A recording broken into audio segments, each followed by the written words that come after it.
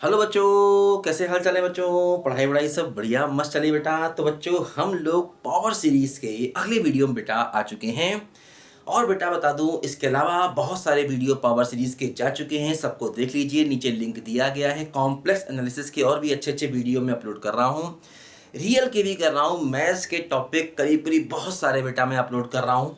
आप टॉपिक के नाम से सर्च कर सकते हैं, लिख दीजिए topic name by HD mathematics, या फिर आप, मैं कई बार लिंक भी दे देता हूँ, उससे भी आप सर्च कर सकते हैं, या फिर आप मेरे चैनल की प्लेलिस्ट पे जाके भी सर्च कर सकते हैं। तो बच्चों चलिए ये टॉपिक सर्च करते रहिए और पढ़ते रहिए, और आपको टेंशन नहीं पालनी है। मैं आपको बहुत सारे बेटा क्वेश्चन करा देता हूँ हर टॉपिक में, इतने क्वेश्चन करा देता हूँ कि आपको किताब वगैरह की जरूरत ही, किसी भी नोट्स की जरूरत ही शायद ना पड़े। तो टेंशन नहीं पालिए, हर टाइप का क्वेश्चन मैं करा दूंगा और समझा दूंगा आपको, मैथ्स में परफेक्ट करके ही मानूंगा। ठीक है बच्चों, चलिए बेटा हम लोग पावर सीरीज को करते हैं। और देखो बेटा, हम लोग पावर सीरीज में हम लोगों ने कुछ चीज़ें पढ़ी थी। जैसे मैंने बताया था भाई, एक रेडियस ऑफ कन्वर्जेंस होता है, फिर मैंने बताया था बेटा रीजन ऑफ कन्वर्जेंस होता है। तो सारी की सारी पावर सीरीज जो है ना, इन्हीं दोनों में घूमती रहती है, कि रेडियस ऑफ कन्वर्जेंस और रीजन ऑफ कन्वर्जेंस, है ना। क्योंकि सीरीज का मतलब उसमें कन्वर्जेंस एक इंपॉर्टेंट फैक्टर है। सीरीज में कन्वर्जेंस क्या होता है ये मैंने आपको स्टार्टिंग में समझाया था। और इसके अलावा उसके लिए अलग भी बहुत से टॉपिक हैं जिनका मैं लिंक नीचे दे चुका हूँ। रियल एनालिसिस में हो सके तो कन्वर्जेंस ऑफ इनफाइनाइट सीरीज जरूर जाके पढ़ लीजिए, काफ़ी अच्छा टॉपिक है, करीब करीब हर कंपटीशन में वो भी पूछा जाता है। तो चलो बच्चों, आज हम लोग स्टार्टिंग एक अच्छे क्वेश्चन के साथ में करते हैं। देखो बच्चों, हम लोग फिर से एक यहाँ पर सबसे पहला क्वेश्चन ले रहे हैं, हमें निकालना है रीजन ऑफ कन्वर्जेंस। हमें रीजन ऑफ कन्वर्जेंस बच्चों चाहिए, और किस सीरीज का चाहिए। सीरीज देखो यहाँ पर ये है n फैक्टोरियल z की पावर n, है ना, ये सीरीज है। और n की स्टार्टिंग यहाँ पर हो जाएगी 1 से लेकर के इन्फिनिटी, क्योंकि अगर मैं n को 0 रखूंगा तो 0 फैक्टोरियल जो है वो 1 हो जाएगा। हाँ ठीक है, 0 से भी स्टार्टिंग हो सकती है, क्योंकि 0 फैक्टोरियल की वैल्यू क्या हो जाएगी, 1 हो जाएगी, और यहाँ पर भी पावर 0 मतलब 1 हो जाएगा। तो ऐसे करके हमें देखना पड़ता है। कई बार किताबों में दिया होता, जब कुछ ना दिया जाए तो अपनी तरफ से भी हम n की वैल्यूज ले सकते हैं देख करके, है ना भाई। n की वैल्यू ऐसी ले जहां से फंक्शन डिफाइन हो। ठीक है बच्चों, देखो ध्यान दो, हमें रीजन ऑफ कन्वर्जेंस चाहिए। मैंने आपको पिछले वीडियो में बेटा 2 तरीके बताए थे। एक तो था कि पहले रेडियस ऑफ कन्वर्जेंस को निकाल लो, या फिर आप direct region of convergence D'Alembert test से निकाल सकते हैं।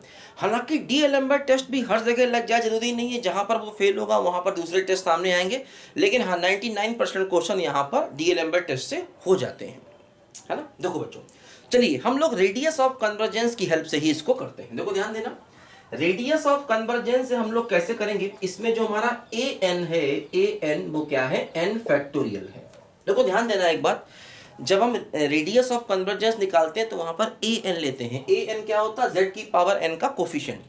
जब हम डीएलेम्बर्ट टेस्ट लेते हैं तो वहां पर यू एन लेते हैं। यू एन का मतलब पूरा पूरा टर्म, यू एन का मतलब क्या होता है, वहां पर पूरा पूरा टर्म, वहां पर किसी का कोफिशिएंट नहीं देखा जाता। ठीक है बच्चों, तो ए एन हमको मालूम है, ए एन प्लस 1 हम निकाल लेंगे, क्या बोलो, एन प्लस 1 का फैक्टोरियल हो जाएगा। तो बच्चों रेडियस ऑफ कन्वर्जेंस को निकालने का फार्मूला हम लोग जानते ही हैं, क्या होता है, ये होता है limit n tending to infinity mod of a n upon a n plus 1। मैंने बताया था मॉड इसलिए यहाँ पर लिया जाता है जिससे कि वैल्यू हमेशा पॉजिटिव रहे, ठीक है ना। और सिमिलरली जब हम डीएलेम्बर्ट टेस्ट लगाते हैं तो वहाँ पर यू एन पे मॉड लेते हैं, वहाँ पर हम एब्सोल्यूट कन्वर्जेंस एक्चुअली चेक कर रहे होते हैं, ठीक है ना। देखो ध्यान दो, तो क्या हुआ, हालांकि यहाँ पर चीज़ें पॉजिटिव हैं तो मॉड को हटाया जा सकता है। ए एन क्या हो गया, एन फैक्टोरियल, क्योंकि सब कुछ पॉजिटिव है, और ये क्या हो गया, एन प्लस 1 का फैक्टोरियल। एक बात और समझ लेना अच्छे से कि भाई मॉड को कैसे हटाते हैं। जैसे जब अंदर का नंबर रियल हो तो भाई पॉजिटिव के केस में वैल्यू उसी के बराबर होती है, और निगेटिव के केस में वैल्यू पॉजिटिव हो जाती है। लेकिन जहां पर हम डिसाइड ना कर पाए, जैसे मॉड ऑफ x माइनस 1 है, अंदर रियल तो है, लेकिन यहाँ पर हम डिसाइड नहीं कर पा रहे हैं कि भाई ये टर्म पॉजिटिव है नेगेटिव, क्योंकि इसमें x इन्वॉल्व है। तो यहाँ पर केसेस बना देते हैं, कहते हैं जी x अगर 1 से बड़ा है तो वैल्यू x माइनस 1 ले लो, और अगर x 1 से छोटा है तो वैल्यू 1 माइनस x ले लो, अगर x 1 के बराबर है तो वैल्यू 0 ले लो, है ना। क्योंकि अगर x 1 से बड़ा हुआ तो ये टर्म पॉजिटिव होगा, x अगर 1 से छोटा हुआ तो ये टर्म पॉजिटिव होगा, क्योंकि हमें मॉड के बाहर हर बार पॉजिटिव चाहिए होता है। तो ये केसेस तब बनते हैं जब हम अंदर के टर्म को डिसाइड ना कर पाएँ। जैसे यहाँ डिसाइडेड है कि भाई ये पॉजिटिव है तो वैल्यू उसी के बराबर, यहाँ डिसाइड है ये नेगेटिव है तो नेगेटिव साइन छीन के उसको पॉजिटिव बना दिया, ठीक है ना। जैसे कि मान लीजिए ऐसा होता x² + 1, अब अंदर का टर्म ऑलवेज पॉजिटिव है ना, तो इसलिए उसी के बराबर वैल्यू हो गई, क्योंकि यहाँ पर केसेस नहीं आएंगे। ठीक बात है, ये बात ध्यान देना। हाँ देखो कॉम्प्लेक्स नंबर में ध्यान दो, कॉम्प्लेक्स नंबर में पॉजिटिव नेगेटिव नहीं देखते। अब जैसे कि मान लीजिए मॉड z है तो मॉड z में पॉजिटिव नेगेटिव नहीं देखेंगे। हाँ एक बात ध्यान देना, जैसे कि कॉम्प्लेक्स नंबर का स्पेशल केस रियल भी हो जाता है। जैसे कि मान लीजिए मॉड z -2 लिया, अब मैं कह दूं कि z की वैल्यू 4 है तो क्या हो जाएगा 4 - 2, अब यहाँ पर मॉड ऑफ 2 तो वैल्यू 2 हो गई, क्योंकि कॉम्प्लेक्स का स्पेशल केस रियल होता है। तो अगर वो z रियल ही बन जाए तो फिर रियल वाला केस लगा दोगे, लेकिन अगर उसके बारे में कुछ मालूम ना हो, मान लीजिए मॉड z -2 है तो अब इसको ऐसे मत कर देना, क्योंकि z पॉजिटिव नेगेटिव से मतलब यहाँ पर नहीं है। यहाँ पर मॉडुलस निकालने के लिए आपको फिर z की वैल्यू ये होगी क्या x + iy, तो यहाँ पर z की वैल्यू रखोगे तो क्या होगा x - 2 + iy होगा। अब इसका मॉडुलस निकालोगे तो ये होगा √x - 2 का स्क्वायर प्लस y का स्क्वायर। तो ये बात यहाँ ध्यान देना, मॉड ऑफ z में पॉजिटिव नेगेटिव नहीं देखते हैं।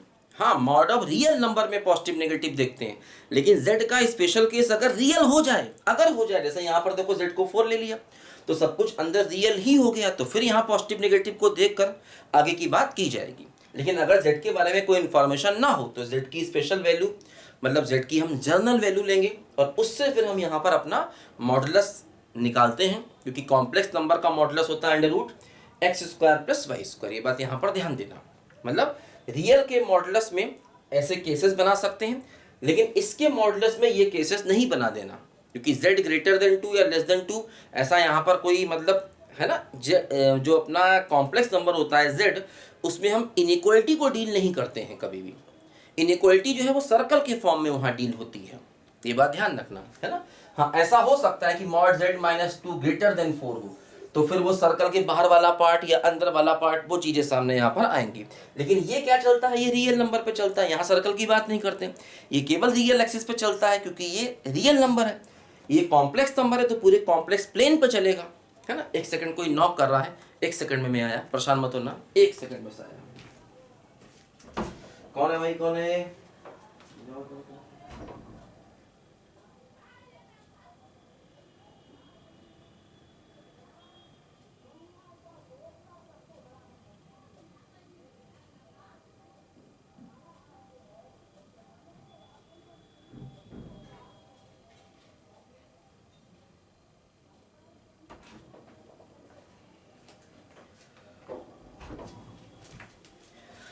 सॉरी, घर में कोई था नहीं, मैं घर में अकेला हूँ इस समय। दरवाजे पे कोई नॉक कर रहा था तो जाके देखना ज़रूरी था कौन है। अब उस चक्कर में वीडियो तो बेटा बंद नहीं कर सकते हैं बनाना, कोई बात नहीं, लाइफ है, चलता रहता है। खैर समझ गए होगे तुम इस बात को। चलो आगे बढ़े बच्चों। हाँ तो अब देखो यहाँ पर ये मॉड ऑड का केस ध्यान रखना, हर बार मैं सिखाता रहता हूँ बेटा, इसलिए ताकि आपके कॉन्सेप्ट हमेशा बेटा क्लियर रहें। कॉन्सेप्ट क्लियर रहेंगे तो लाइफ में मज़ा आएगा पढ़ने में, और अगर याद करोगे तो 2-4 दिन तो पढ़ लोगे, लेकिन बाकी पढ़ाई तुमको फिर बोरिंग लगने लगेगी, है ना। कॉन्सेप्ट क्लियर करके पढ़ोगे तो पढ़ाई इंटरेस्टिंग लगेगी और लंबे समय तक पढ़ोगे, ये फ़र्क होता है। चलो कर ध्यान दो। अब क्या हुआ, limit n tending to infinity बच्चों हो गया, ठीक है। इसको क्या लिखेंगे, n+1 × n फैक्टोरियल, ये इससे कैंसिल हुआ, n को रखा इन्फिनिटी, 1/∞ क्या हो गया, 0 हो गया। तो मतलब बच्चों देखो यहाँ पर रेडियस ऑफ कन्वर्जेंट जो है ना वो 0 आ गई। तो इसका मतलब क्या हुआ कि भाई मॉड z = 0, ये हमारा सर्कल ऑफ कन्वर्जेंस हो गया, ठीक। इसका मतलब मॉड z > 0 के लिए चीजें क्या होगी, डाइवर्जेंट होगी, है ना। तो ये क्या हो जाएगा, मॉड z > 0 के लिए डाइवर्जेंट हो जाएगा। अब मॉड z = 0 का मतलब क्या हुआ भाई, मॉड z = 0 का मतलब क्या हुआ, केवल 0, क्योंकि z = 0 लेंगे तभी वो सेटिस्फाई करेगा इसको, नहीं तो नहीं करेगा। अगर z को 0 लोगे केवल तभी सेटिस्फाई होगा। तो मतलब रेडियस ऑफ कन्वर्जेंस जो है केवल 0 आया। तो क्या इस 0 पर ये कन्वर्जेंट है। देखो ध्यान दो, अगर मैं इसमें z को 0 रखूंगा तो पूरी सीरीज क्या हो जाएगी, 0 0 0 0 0। भाई हर टर्म 0 हो जाएगा ना, तो जब पूरी सीरीज 0 0 0 0 0 हो जाएगी तो ऐसी सीरीज को हम क्या मानते हैं, कन्वर्जेंट मानते हैं, ध्यान रखना। तो z इक्वल टू 0 पर ये केवल कन्वर्जेंट है, तो यही इसका रीजन ऑफ कन्वर्जेंट हो गया, है ना। z इक्वल टू 0 पर ही ये केवल कन्वर्जेंस है, तो यही इसका रीजन ऑफ कन्वर्जेंस हो गया, मतलब इकलौता पॉइंट आया जहां पर ये कन्वर्जेंट है। ध्यान रखना, जो हमारी इस टाइप की पावर सीरीज होती है ना, ये z बराबर 0 पर हमेशा ही कन्वर्जेंट होगी। z बराबर 0 या अगर ये टर्म 0 हो जाए, जैसे कि मान लीजिए अगर मेरी सीरीज ये होती n फैक्टोरियल z माइनस 2 की पावर n होती, मान लीजिए n बराबर 0 से इन्फिनिटी होता, तो ये सीरीज क्या है, ये सीरीज z इक्वल टू 2 पर कन्वर्जेंट है। मतलब जहां पर ये z 0 हो रहा होगा तो ऐसे पॉइंट पर ये जो हमारी पावर सीरीज होती है ये हमेशा कैसी होती है, कन्वर्जेंट होती है। इस बात को दिमाग में बैठा लो हमेशा। मतलब पावर सीरीज कम से कम एटलीस्ट वन पॉइंट पर तो कन्वर्जेंट होगी ही होगी। वो पॉइंट कौन सा है, ओरिजिन है। वो पॉइंट कौन सा है, उस सर्कल का सेंटर है, क्योंकि इस सर्कल का सेंटर क्या है, 0 है ना। ये बात ध्यान दो, वो सर्कल का सेंटर है। और यहाँ पर जब रेडियस ऑफ कन्वर्जेंस ही 0 आ गया, इसका मतलब ये हुआ कि केवल अकेला पॉइंट मेरे पास बचा है जहां पर ये कन्वर्जेंस हो सकती है या नहीं, और वो हमने चेक कर लिया तो कन्वर्जेंट निकला। इसका मतलब z इक्वल टू 0 ही अकेला पॉइंट है जो इसके कन्वर्जेंस में आता है, मतलब रीजन ऑफ कन्वर्जेंस सिर्फ z इक्वल टू 0 है। इसके अलावा जितने पॉइंट होंगे उन सभी पर ये सीरीज जो है वो अपनी कन्वर्जेंट नहीं होगी। देखो ध्यान दो, इसको हम डीएलेम्बर्ट टेस्ट से भी कर सकते हैं। इस क्वेश्चन को हम डीएलेम्बर्ट टेस्ट से भी बच्चों कर सकते हैं। ये तो हमने रेडियस ऑफ कन्वर्जेंस से किया, दोनों तरीके से प्रैक्टिस कर लेते हैं। तो ये तो इसका एक मेथड हो गया करने का, है ना। देखो इसी क्वेश्चन को हम अपने डीएलेम्बर्ट टेस्ट से भी करेंगे। गाड़ी बुला रही है, सीटी बजा रही है, चलना ही जिंदगी है, चलती ही जा रही है, गाड़ी बुला रही है। देखो ये रेल बच्चों का खेल, सीखो सबक जवानों, सर पे है बो सीने में आग, लब पे धुआं है जानो, फिर भी गा रही है, नगमे सुना। मतलब काफी अच्छा गाना है ये। गाड़ी को देखो, सर पे है बो सीने में आग और लब पे धुआं, धुआं छोड़ती ना ये जानो, फिर भी ये गा रही है और नगमे सुना रही है। इसका अगला स्टेप ये है, गाड़ी को देख कैसी है नेक, अच्छा बुरा ना देखे, सब है सवार दुश्मन यार, सबको चलिए लेके। मतलब गाड़ी जो है दुश्मन या यार में फर्क नहीं कर रही है, सबके साथ एक जैसा बिहेवियर कर रही है। मतलब ज़बरदस्त गाने हैं पुराने, इनके शब्दों पर ध्यान दें तो मज़ा आ जाता है। लाइफ में बहुत कुछ सीखने को मिलता है और यही लाइफ है। मतलब लाइफ में हम बहुत कुछ सोचते हैं और बहुत कुछ समझते हैं और काफ़ी हद तक हम दूसरों से सीखते हैं और उन पर थिंक करते हैं, क्योंकि मैथमेटिशियन जो होते हैं ना, मैथ्स पढ़ने का बेटा फ़ायदा यही है कि आदमी एक ग्रेट थिंकर बनता है। अब थिंकर में दोनों टाइप की चीज़ें आप सोच सकते हैं, पॉजिटिव और नेगेटिव। नेगेटिव चीज़ें हम ऐसा नहीं कह सकते कि बिल्कुल नहीं सोचेंगे, वो आएंगी, ह्यूमन नेचर है, ह्यूमन का नेचर है नेगेटिव को सोचना। लेकिन वो ऊपर वाले ने दिया है उसको नेचर, उसको आप ये नहीं कह सकते कि मैं बिल्कुल नेगेटिव नहीं सोचूंगा। नेगेटिव चीज़ें आती हैं, लेकिन पॉजिटिव चीज़ों को उन नेगेटिव चीज़ों पर हावी रहना चाहिए। पॉजिटिव चीज़ें ज़्यादा आनी चाहिए और उन पॉजिटिव चीज़ों से हम नेगेटिव चीज़ों को हमेशा काट देंगे, ख़त्म कर देंगे नेगेटिविटी को। तो ह्यूमन नेचर है चूँकि, तो ऐसी चीज़ें जो हैं वो हमेशा अच्छे गाने हमको अच्छी बातें सिखाते हैं। यही मैथ्स का फ़ायदा होता है, लॉजिक डेवलप होता है, सोचने समझने की क्षमता कि क्या गलत है और क्या मेरे लिए गलत है, क्या दूसरों के लिए हम गलत कर रहे हैं जो नहीं करना चाहिए। जिससे किसी को मेरी वजह से कोई परेशानी ना हो, ठीक है ना। चलो खैर, तो खैर ध्यान देखो डीएलएम्बर्ट टेस्ट बच्चों क्या होता है, इसमें हम यूएन को लेते हैं। अब जब यूएन लेते हैं ध्यान रखना ये पूरा ही टर्म हमारा यूएन होगा, ये बात यहां ध्यान रखना। और un प्लस 1 लेंगे तो n प्लस 1 का फैक्टोरियल होगा और z की पावर n प्लस 1 होगा, है ना। ये पूरा ही टर्म बच्चों हमारा un होता है। अच्छा, अब हम क्या करेंगे, देखो एक बात और ध्यान देना, limit n tending to infinity जब हम करेंगे तो un अपॉन un प्लस 1 करेंगे। डीएलएम्बर्ट टेस्ट में यही करना होता है, और बल्कि हम यहाँ पर अच्छा होता है कि एब्सोल्यूट कन्वर्जेंट देखें। एब्सोल्यूट कन्वर्जेंस देखने से वो पॉजिटिव नेगेटिव की दिक्कतें खत्म हो जाती हैं। एब्सोल्यूट कन्वर्जेंस देखना हमेशा यहाँ पर ठीक रहता है, मॉड को लगा देना चाहिए, क्योंकि एब्सोल्यूट कन्वर्जेंस का मतलब है कि आप मॉड के साथ अपने चीज़ों को यूज कर रहे हैं, मॉड के साथ आप अपनी चीज़ों को यहाँ पर लगा रहे हैं। देखो ध्यान दो, अब क्या होगा कि भाई मॉड अगर चीज़ें पॉजिटिव है तो मॉड को हटा दिया जाएगा, तो क्या होगा, limit n tending to infinity, तो क्या हुआ n फैक्टोरियल z की पावर n का मॉड है। अब चूंकि ये पॉजिटिव है तो मॉड को हटा दो, हालांकि z के बारे में नहीं मालूम कि वो पॉजिटिव है या नेगेटिव है, तो चलो लगा रहने दो मॉड, कोई दिक्कत नहीं है। और ये हो जाएगा n प्लस 1 का फैक्टोरियल और z की पावर n प्लस 1, तो मॉड को लगा रहने दो, कोई दिक्कत नहीं। अब n प्लस 1 को लिखेंगे n plus 1 into n factorial, तो उससे कैंसिल होगा, तो बच जाएगा limit n tending to infinity, और बचेगा 1 अपॉन n प्लस 1 और एक नीचे z भी बच जाएगा। अब अगर n को इन्फिनिटी रखोगे तो 1 बाय इन्फिनिटी 0 हो जाएगा। तो मतलब इसका मतलब देखो क्या हुआ कि ये जो वैल्यू आई है limit n tending to infinity un upon un plus 1, ये लेस देन 1 आ गई है, और ये किसी z पर डिपेंड नहीं कर रही। मतलब z की वैल्यू कुछ भी ले लो, z की वैल्यू कुछ भी ले लो, ये हमेशा ही डिनोमिनेटर इन्फिनिटी रहेगा।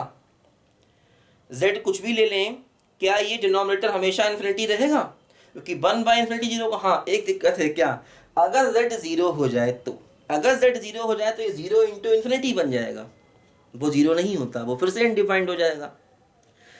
तो मतलब ये जो टेस्ट हमने लगाया है ये z इक्वल टू 0 को छोड़कर हमें लगाना पड़ेगा, तब ये टेस्ट सही है।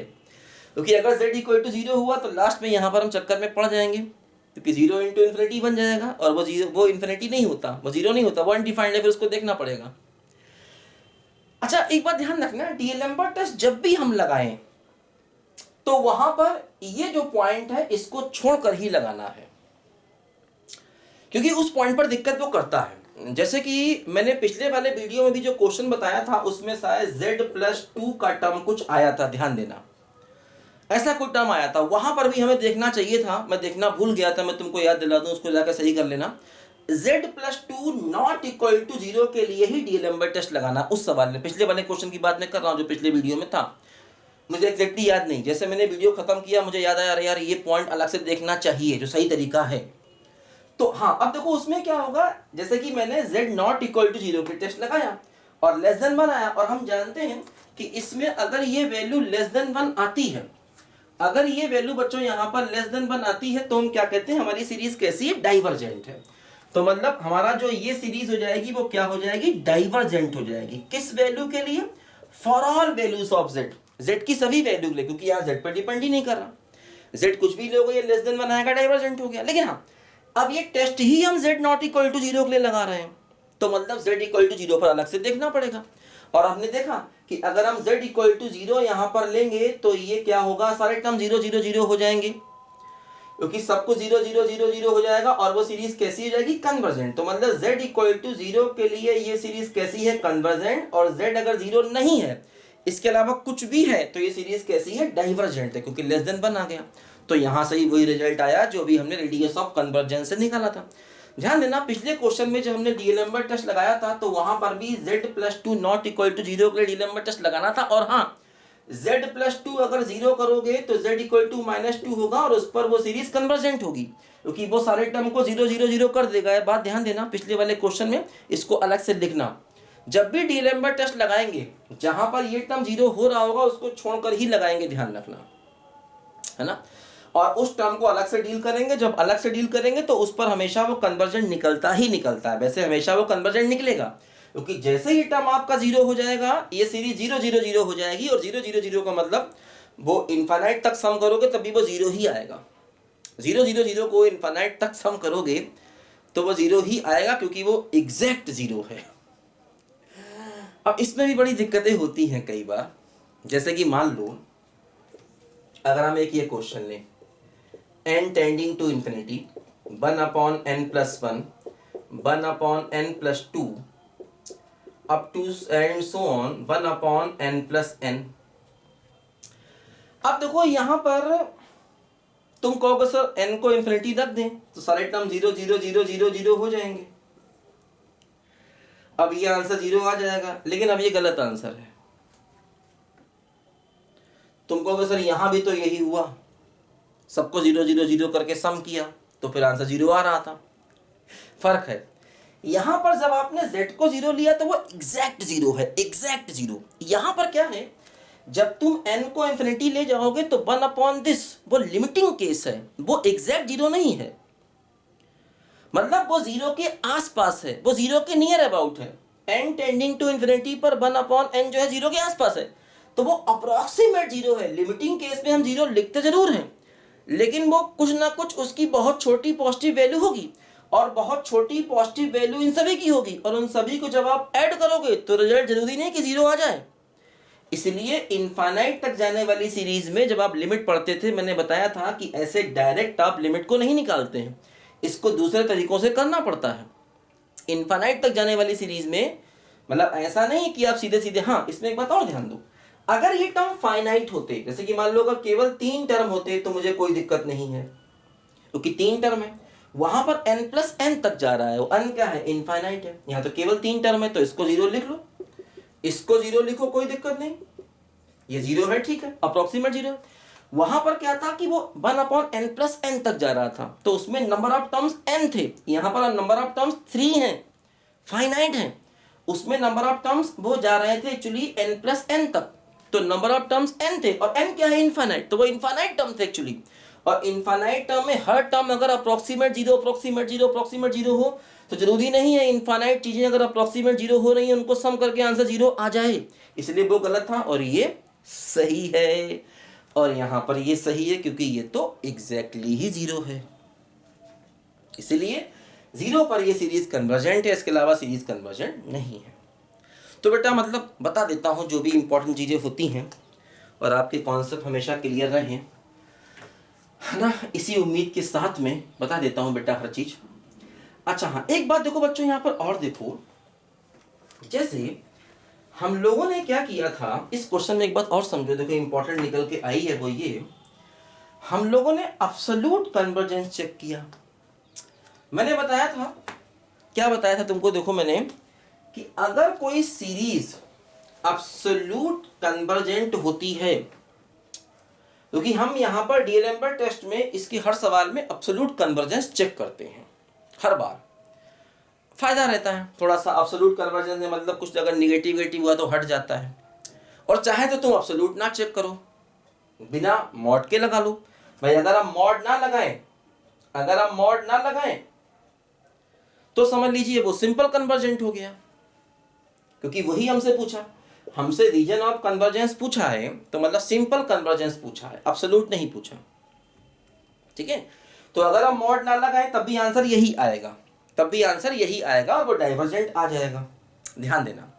तो भाई एब्सोल्यूट कन्वर्जेंस में सिर्फ इतना करते हैं कि un और un+1 पर मॉड लगा देते हैं, नियम कानून सारे वही रहते जो मैंने आपको समझाए थे, है ना, डीएलएमबर्ट टेस्ट में। अब देखो ध्यान देना, इसमें कई बार ऐसा भी होगा, अगर मैं ये उल्टा कर दूं तो ये greater than 1 less than 1 change हो जाता है।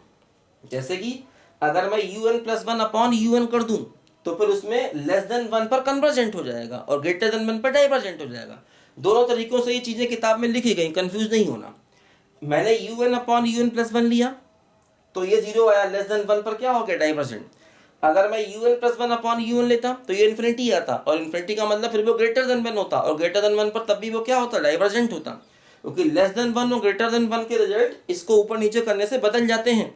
ये बात तुमको मैंने समझाई होगी पहले भी, फिर समझा रहा हूँ, ध्यान रखना, इसमें कंफ्यूज नहीं होना। किताबों में ऐसा कई बार होता है, बच्चा कहता है सर यहाँ तो लेस देन 1 पर आपने डाइवर्जेंट लिख दिया, वहाँ तो लेस देन 1 पर कन्वर्जेंट है। तो वो इसलिए है क्योंकि वहाँ पर un+1 ऊपर होगा और un नीचे होगा, समझे। देखो ध्यान दो, हम लोगों ने एब्सोल्यूट कन्वर्जेंस चेक किया था और वो नहीं आया, मतलब ये डाइवर्जेंट आ गया, तो हम कह सकते हैं क्या कि ये सिंपल डाइवर्जेंट भी होगा? समझो, देखो ध्यान दो। जैसे मैंने क्या बताया था कि भाई मान लो एब्सोल्यूट कन्वर्जेंट है और ये क्या है, कन्वर्जेंट। तो जो चीजें एब्सोल्यूट कन्वर्जेंट होती हैं वो कन्वर्जेंट हमेशा होती हैं, क्योंकि absolute convergent is subset of convergent. लेकिन अगर कोई चीज एब्सोल्यूट कन्वर्जेंट नहीं है, जैसे मान लो कोई चीज यहां पर आ जाए, अगर कोई चीज यहां पर आ गई मतलब वो एब्सोल्यूट कन्वर्जेंट नहीं है, तो क्या वो कन्वर्जेंट भी नहीं है? ऐसा नहीं कह सकते। मतलब ये सीरीज एब्सोल्यूट कन्वर्जेंट नहीं है, तो हम क्या कह सकते हैं कि ये सिंपल कन्वर्जेंट भी नहीं होगी? नहीं कह सकते, ध्यान देना। अगर कोई सीरीज एब्सोल्यूट कन्वर्जेंट है तब तो वो सिंपल कन्वर्जेंट होगी, लेकिन अगर कोई सीरीज एब्सोल्यूट कन्वर्जेंट नहीं है तो हम ऐसा नहीं कह सकते हैं कि वो सिंपल कन्वर्जेंट भी नहीं होगी। मान लीजिए एब्सोल्यूट कन्वर्जेंट नहीं है, वो यहां पर है, अब यहां पर है तो देखो कन्वर्जेंट तो हो ही गई ना वो। तो इसीलिए अगर हमने एब्सोल्यूट कन्वर्जेंट चेक किया और वो सीरीज डाइवर्जेंट आ गई तो ये मत कह देना कि वो सिंपल में भी डाइवर्जेंट होगी। अब ऐसे केस में क्या करोगे, बिना मॉड के कन्वर्जेंस चेक करो तुरंत। हाँ देखो ये सही तरीका है, हालांकि कई बार किताबों में सब तरीके सही लिखे नहीं होते, कुछ भी वो लोग कर देते हैं। और किताबें कैसे लिखी जाती हैं इस पर तो मतलब क्या बताऊं तुमको मैं, ये तो तुम खुद ही समझ लोगे किताबें लिखी कैसे जाती हैं। तो ऐसे केस में तुरंत आप सिंपल कन्वर्जेंट चेक करना, क्योंकि एब्सोल्यूट कन्वर्जेंट नहीं है तो मतलब ये नहीं है कि तुम कह दो कि ना सिंपल कन्वर्जेंट भी नहीं होगी। अब तुम सिंपल कन्वर्जेंट चेक करना, अगर सिंपल कन्वर्जेंट चेक करोगे तब भी ये रिजल्ट आएगा तो आप कह सकते हो कि ये डाइवर्जेंट है, क्योंकि बिना मॉड के चेक करो। हाँ, अगर एब्सोल्यूट कन्वर्जेंट आ जाता तो हम कह देते कि सिंपल कन्वर्जेंट भी होगा, लेकिन अगर एब्सोल्यूट कन्वर्जेंट नहीं आया तो ये भूल के भी मत कह देना कि वो सिंपल कन्वर्जेंट भी नहीं होगा। तुरंत सिंपल कन्वर्जेंट चेक करना, कैसे चेक करोगे, बिना मॉड को लगाए हुए सिंपल कन्वर्जेंट को चेक करोगे। तो खैर यहां पर हम समझ गए, ये बात इंपॉर्टेंट है, ध्यान देना। तो यहां पर हम समझ गए कि हमने दो तरीके से अपने सवाल को किया। तो z बराबर 0 जो है वो अकेला ही रीजन ऑफ कन्वर्जेंट है, इसके अलावा और किसी पॉइंट पर ये सीरीज कन्वर्जेंट नहीं होगी। बात समझे? लिखो बच्चों जल्दी से। तो ये सब बेटा सवाल है, और ये सवाल लाइफ में बहुत कुछ बेटा हमें चीजें सिखा के जाते हैं। तो बेटा सीखते रहना है लाइफ में, है ना, टेंशन बिल्कुल नहीं पानी है लाइफ में, ठीक है। तो ये बात यहाँ पर जरा ध्यान देना है बच्चों कि मामला आखिर है क्या। जिंदगी की न टूटे लड़ी, प्यार कर ले घड़ी दो घड़ी, हाँ मित्रा आपके दिल में थोड़ी सी जगह जो मिल जाए, मेरे दिल की बेताब कली खिल जाए।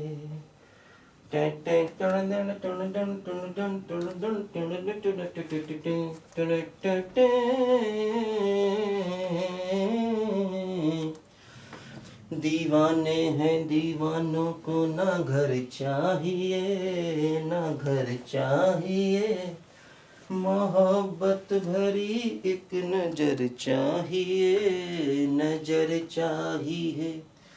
जवानी में जवानी ओ मेरे दिलरुबा, मेरे मेहरबा, मोहब्बत भरी एक नजर चाहिए, नजर चाहिए। दीवाने हैं दीवानों को ना घर चाहिए, ना घर चाहिए, मोहब्बत भरी एक नजर चाहिए, नजर चाहिए। देखो ध्यान दो बच्चों, हमें इस सवाल में फिर से क्या गाने में खो गए क्या? अरे कोई बात नहीं, खो गए तो निकल आओ, मैं भी तो खो गया था, निकल आया कि नहीं भाई। ये दुनिया है और यहाँ चीज़ों में खो जाना ही इंसान की आदत है, खो जाते हैं कई बार हम लोग। पैसे में खो गए, किसी के पास बहुत पैसा है, उसके घमंड में खो गया कि मुझे पैसा बहुत है। किसी के पास ज्ञान ज़्यादा है, ज्ञान के घमंड में खो गया। लेकिन खोने का मतलब परमानेंट खो नहीं जाना, बाहर आओ, निकलो वहाँ से। अब ये नहीं गाना अच्छा लग गया तो किताबें छोड़ के गाने में ही लग गए ना। चीज़ें अच्छी लगेंगी हमको लाइफ में, लेकिन उन अच्छी चीज़ों से भी बाहर आना है। जैसे ये नहीं कि अगर हमें मालूम चला गाने सुनने अच्छे लग गए, अब छोड़ो पढ़ाई लिखाई, क्या यार गाने ही सुनते हैं, 1-2 साल बाद में पढ़ लेंगे ना, ऐसा नहीं है। अच्छी चीज़ों से ही बाहर निकलना है और बुरी चीज़ों से ही बाहर निकलना है। दिमाग को किसी में फंसाना नहीं है। बस यही लाइफ है, यही लाइफ है। चलो खैर, तो खैर जाने दो बच्चों। देखो इसको हमको रीजन ऑफ कन्वर्जेंस चेक करना है। देखो ध्यान दो बच्चों, अब जैसे इसमें क्या है ना बच्चों, z की पावर n नहीं है। जैसे इसमें टर्म जो है जंप कर करके आएंगे। n बराबर 1 आएगा तो z की पावर 1 बचेगा, n बराबर 2 लोगे z की पावर 3 होगा। मतलब जैसे इवन z की पावर जो है वो यहाँ पर गायब होंगी। तो अब रेडियस ऑफ कन्वर्जेंस अच्छा होगा यहाँ पर, उससे ना करो। वैसे तो भाई z की इंक्रीजिंग पावर्स में है, तभी इसको पावर सीरीज नाम दिया गया। ठीक है, इवन टर्म गायब है तो उनका कोफिशिएंट 0 माना जा सकता है, ऐसा कर सकते हैं। तो अब उसमें करना चाहो तो करो, लेकिन अच्छा होगा ऐसे केसेस में कि आप जब रीजन ऑफ कन्वर्जेंस पूछा है तो आप रेडियस ऑफ कन्वर्जेंस ही पूछ लेता तो फिर हम वैसे ही निकालते, है ना, निकाल सकते हैं। लेकिन जब उसने रीजन ऑफ कन्वर्जेंस पूछा है, अपने पास डीएलएम्बर्ट टेस्ट है तो उससे लगाओ, क्योंकि यहाँ पर पावर्स जंप कर करके आ रही हैं। हालांकि जो इवन पावर गायब है उनका कोफिशिएंट हम 0 ले लें, क्योंकि वो पावर सीरीज तो है ही। पावर सीरीज का मतलब ही z की पावर में है। भाई पावर सीरीज 2 वजह से कहा गया, एक तो z की पावर में है, दूसरा मैथमेटिशियन ने सोचा कि ये सीरीज बहुत ज़्यादा पावरफुल होगी, इसको पढ़ के हम बाकी सब सीरीज कवर कर लेंगे, लेकिन ऐसा हो नहीं पाया। तो ये अलग टॉपिक बन के रह गया और बाकी टॉपिक अलग बन के रह गया, ऐसा हुआ चक्कर। खैर जाने दीजिए, हम डीएलएम्बर्ट टेस्ट से कर लेते हैं, कोई दिक्कत नहीं है।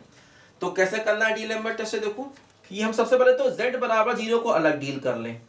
z बराबर 0 पर क्या होगा, ये 0 0 0 0 0 होगा और ये सीरीज क्या होगी, कन्वर्जेंट होगी। तो z बराबर 0 पर ये सीरीज कन्वर्जेंट है। जब भी डीएलएम्बर्ट टेस्ट लगाओ z बराबर 0 को, यानी कि उस पॉइंट पर जहां पर टर्म 0 हो रहा है उसको अलग से डील कर लो और उस पर वो हमेशा कन्वर्जेंट निकलेगा, क्योंकि वो 0 हो जाएगा। अच्छा भाई, अब देखो अगर मैं z को 0 ना लूं तो क्या होगा, हम un निकालेंगे। un का मतलब ये सब कुछ, ध्यान रखना जब हम रेडियस ऑफ कन्वर्जेंस निकालते हैं तो वहाँ an लेते हैं। an का मतलब z की पावर n का कोफिशिएंट, है ना, और यहाँ पर हम un ले रहे हैं। un का मतलब हो गया सब कुछ, है ना, बोलो भाई। दीवाने हैं दीवानों को ना घर चाहिए, ना घर चाहिए, मोहब्बत भरी एक नजर चाहिए, नजर चाहिए। समझ गए होगे भाई। एन जहाँ जहाँ आ रहा है ना भाई, ऐसे है ना, अरे भाई छोटी छोटी बातें तुमको मालूम है, हालांकि बता देते हैं, फिर भी बताना अपना फर्ज है यार। जहाँ एन आ रहा है ना, एन की जगह n+1 रखो भाई, तो क्या होगा 2n + 2 - 1, तो 2n+1 बन जाएगा, वही लिखा, कुछ नहीं किया। अब क्या करेंगे, फिर वही डिवाइड करना पड़ेगा, un/un+1 करना पड़ेगा बच्चों, लिमिट लेनी पड़ेगी। तो limit n tending to infinity और un/un+1 किया, ठीक है, मॉड लगा दो, अच्छा है। एब्सोल्यूट कन्वर्जेंस चेक कर लो, तो un/un+1 करेंगे तो क्या बचेगा, इसको इससे डिवाइड करोगे तो -1 नीचे बचेगा एक, क्योंकि ये पावर ज्यादा है, ये पावर कम है। इसको इससे डिवाइड करोगे तो 1/z² नीचे बचेगा एक।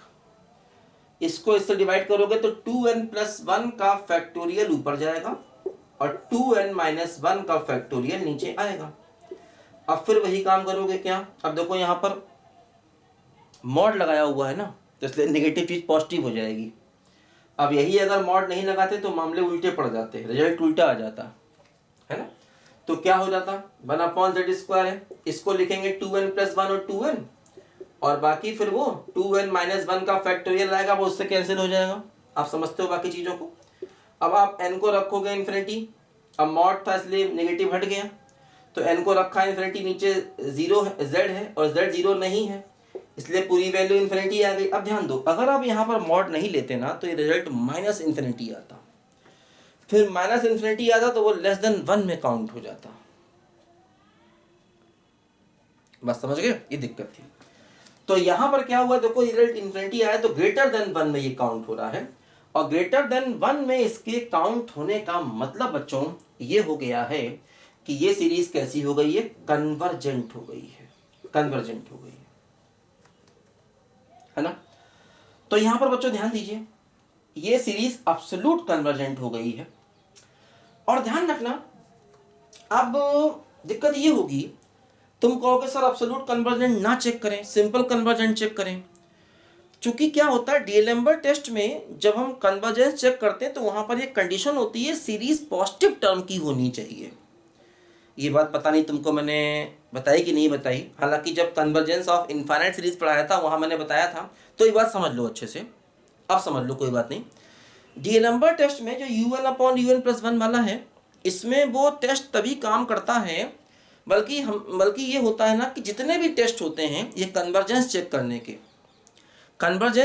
के जितने भी टेस्ट होते हैं, चाहे डीएलएम्बर्ट टेस्ट हो या चाहे रेविस टेस्ट हो सकता है अभी रेविस की जरूरत नहीं पड़ी है, कन्वर्जेंस ऑफ इनफाइनाइट सीरीज मैंने समझाया है सारी बातें। तो ध्यान रखना, वो सीरीज ऑफ पॉजिटिव टर्म के लिए है, वो जो टेस्ट हम डीएलएम्बर्ट लगाते हैं वो पॉजिटिव टर्म सीरीज के लिए है। जैसे अब इसमें क्या होगा, un में इस सीरीज में कुछ टर्म पॉजिटिव कुछ टर्म नेगेटिव होंगे, तो इसलिए अगर हम चाहें कि इसमें एब्सोल्यूट कन्वर्जेंस ना चेक करें, हम सिंपल डीएलएम्बर्ट टेस्ट लगाएं बिना मॉड के, तो वो डीएलएम्बर्ट टेस्ट यहाँ काम नहीं करेगा, क्योंकि इस सीरीज के कुछ टर्म पॉजिटिव कुछ टर्म नेगेटिव है। डीएलएम्बर्ट टेस्ट कहता है कि आप पॉजिटिव टर्म के लिए ही वो टेस्ट लगा सकते हैं, तो इसलिए ऐसे केसेस में एब्सोल्यूट कन्वर्जेंस को चेक करना हमारी मजबूरी बन जाता है, तभी हम हर जगह मॉड के साथ उसका कन्वर्जेंस चेक करते हैं। ये बात ध्यान देना, तुमको बताया होगा मैंने पहले, जब डीएलएम्बर्ट टेस्ट बताया होगा, 1-2 वीडियो पहले की बात है, खैर नहीं बताया होगा या बाई चांस दिमाग से मेरे उतर गया होगा, तो अब सुन लो अच्छे से कि डीएलएम्बर्ट टेस्ट तभी लगाना है जब सीरीज पॉजिटिव टर्म की हो, इसलिए अच्छा होता है कि हम एब्सोल्यूट कन्वर्जेंस को चेक करें, जिससे नेगेटिव चीज़ें क्या बन जाए, पॉजिटिव। अब यहीं पर अगर हम मॉड ना लगाते तो रिजल्ट ये -इन्फिनिटी आता, और -इन्फिनिटी फिर वो <1 हो जाता, फिर तुम कहते वो डाइवर्जेंट है, जो गलत हो जाता, क्योंकि वो गलत रिजल्ट इसलिए दे रहा है क्योंकि डीएलएम्बर्ट टेस्ट वो पॉजिटिव नेगेटिव वाली सीरीज के लिए वैलिड ही नहीं है, और मॉडुलस लगाने से क्या फायदा हो गया, चीजें पॉजिटिव हो गई। अब डीएलएम्बर्ट टेस्ट सही रिजल्ट दे रहा है, ध्यान रखना। तो >1 का मतलब ये क्या हो गया, कन्वर्जेंट हो गया, है ना। और क्या हो गया, एब्सोल्यूट कन्वर्जेंट हुआ, मोर करेक्टली क्या हो गया, एब्सोल्यूट कन्वर्जेंट हुआ। लेकिन जो चीजें एब्सोल्यूट कन्वर्जेंट हैं वो सिंपल कन्वर्जेंट भी होंगी, ये बात हम जानते हैं, है ना। एब्सोल्यूट कन्वर्जेंट है तो ये सिंपल कन्वर्जेंट भी हो गया, और किसके लिए, z की सारी वैल्यूज के लिए। भाई z = 0 के लिए तो कन्वर्जेंट था ही है, और z ≠ 0 के लिए कन्वर्जेंट हो गया। इसका मतलब ये सीरीज जो है वो फॉर ऑल z क्या है, कन्वर्जेंट है। तो इसका रीजन ऑफ कन्वर्जेंट क्या हो गया, पूरा complex plane. For all z का मतलब क्या हुआ कि कॉम्प्लेक्स नंबर के सारे कॉम्प्लेक्स नंबर, सबको मजा आ गया, अरे भाई कन्वर्जेंट, हम भी कन्वर्जेंट, तुम भी कन्वर्जेंट, और पूरा जमाना कन्वर्जेंट। z की हर वैल्यू के लिए ये सीरीज क्या हो गई, कन्वर्जेंट हो गई, सब मजे कर रहे हैं, सब कन्वर्जेंट हो गए, अरे भाई सबके लिए कन्वर्जेंट। काश हमारे ज़माने में भी ऐसा हो जाए कि हर आदमी खुश हो जाए और एक दूसरे को खुश देखने लग जाए तो टाइम ही बदल जाए। ये ऐसा होता नहीं है, नेगेटिव लोग दुनिया में रहते ही रहते हैं, वो उन लोगों से हमेशा परेशान रहते हैं जो लोग खुश हैं। तो ऐसा नहीं होना चाहिए, इस ज़माने की थिंकिंग सोच को बदलना होगा, और वो धीरे धीरे करके ही बेटा आता है, कोशिशें करते रहेंगे, देखा जाएगा, है ना। तो ये बात ध्यान रखना। तो z की हर वैल्यू के लिए, मतलब पूरे कॉम्प्लेक्स प्लेन में z की जितनी वैल्यूज हैं सबके लिए ये सीरीज कैसी हो गई बच्चों, कन्वर्जेंट हो गई। तो इसका रीजन ऑफ कन्वर्जेंट क्या हो गया, पूरा का पूरा कॉम्प्लेक्स प्लेन हो गया। तो हमने डायरेक्ट डीएलएम्बर्ट टेस्ट से उसमें मॉड को लगा करके हमने चेक किया, जिससे कि हम एब्सोल्यूट कन्वर्जेंस को चेक कर पाएँ, और एब्सोल्यूट कन्वर्जेंस को चेक करते ही हमको बेटा यहाँ बहुत फायदा मिला, और वो कन्वर्जेंट निकला। हाँ, अगर कन्वर्जेंट नहीं निकलता तो फिर दिक्कत हो जाती, और फिर विदाउट मॉड वो टेस्ट काम भी नहीं करता, क्योंकि फिर हम कहते सिंपल कन्वर्जेंट चेक कर लें, तो सिंपल कन्वर्जेंट वो विदाउट मॉड टेस्ट काम ही नहीं करेगा, तो फिर हम फंस जाते, फिर और कुछ तरीके देखने पड़ते हैं। देखेंगे ऐसा कोई सवाल आएगा तो आगे तरीके बताएंगे। सवाल तो बेटा निकलते रहते हैं मैथ्स में, अगर इफ़ एंड बट ना हो तो मैथ्स का यूज़ ही क्या है फिर। चलो बच्चों, इस वीडियो में इतना ही। अगले वीडियो में फिर मिलेंगे नए सवालों के साथ में। आप पढ़ते रहिए, एंजॉय करते रहिए। Bye bye.